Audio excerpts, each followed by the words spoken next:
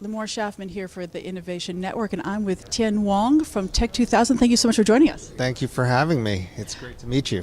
Same. Yeah. So you just had a panel here at the Warren DC Innovation Summit. Tell me a little bit about what you were aiming to get with this panel. Yeah, we had a panel of 5 of the leading angel investors here in Washington, along with 4 of the, we think, really emerging hot entrepreneurs to present to. So we did a panel discussion for about 45 minutes, and then we had the presenters come up for half an hour and talk about their companies and get grilled Shark Tank style by the investors. And I thought that was very informative because I think they really highlighted some of the elements of the finances, the team, through the questions that they were asking. So from your observations, what are some of the key things that companies really need to have in place before they're going in front of the angel investment community? Well, that was one of the topics that we discussed, and I think that some of the themes that came out from the angels were, they want to invest in coachable entrepreneurs, people that have really good listening skills, that are going to do what they're going to do, and listen to what they're saying, and people that have built good teams as well. So that was part of the feedback we got. The thing I liked about the Q&A part of the Shark Tank pitch was that the angels were actually asking questions with the audience in mind, so that the audience could learn from the questions they were asking. I thought that was kind of cool. Yeah, very informative. What do you see happening here in Washington, D.C. from an innovation, from an entrepreneurship perspective? Do you see changes happening here in the city?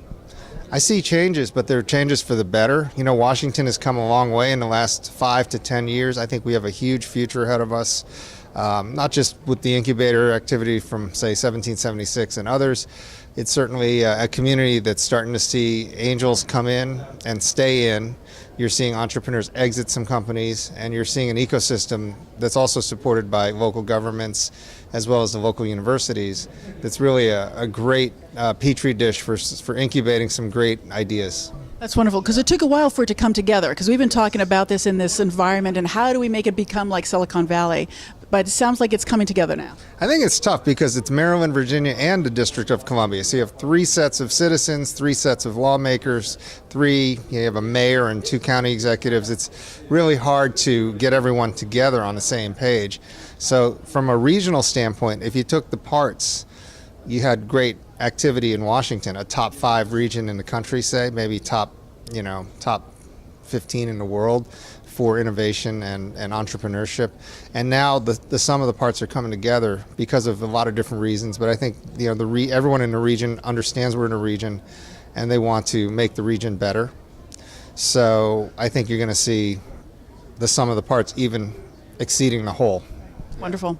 So Tech2000, tell me a little bit about that. So we're an education technology company, and we do mobile application development for Fortune 500 companies. So we develop education solutions for these clients in the corporate training and corporate learning area. And we're big into analytics right now. We think that's where innovation is headed for education technology. We're building a pretty innovative analytics engine that'll allow a learner to be measured for all of their learning activities, and that can be rolled up into dashboards. It can be fed back to them, to their class, to their teachers, and what it does is it creates more accountability for the learner, and it'll allow us to identify who's doing very well early and who's not doing so well, and give them personalized attention. And corporations, how are you convincing corporations to come in and buy solutions such as yours? Because I know sometimes they're already entrenched. They might have in-house training platforms. They might have people who are doing the training. How are you convincing them to do that conversion over to you? Well, part of it is the market. I just came from Montreal where Cisco had their annual Learning Partner Summit, and the number one, in a survey that they quoted, the number one problem for executives today is talent management. Number one, ahead of financial management, ahead of customer issues, et cetera. And we're lucky to be in a situation where companies, large and small, understand that the most important thing is their people, whether it's recruiting them, retaining them, training them, trying to maximize their potential.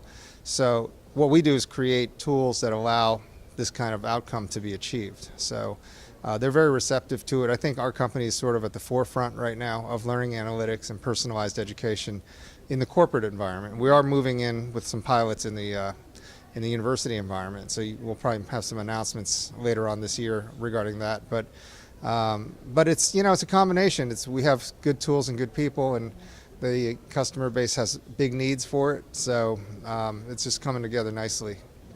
So when you think, just to bring it back to what this conference is all about and what this blog is about also, and a final question, innovation. When you think of that word, what does it mean to you? I think if a company doesn't innovate, it will die. So the message is innovate or die, I think. Wonderful. That's a great note to end on. Okay. Tien, thank you so much for having us. Thank you for having me. I appreciate it.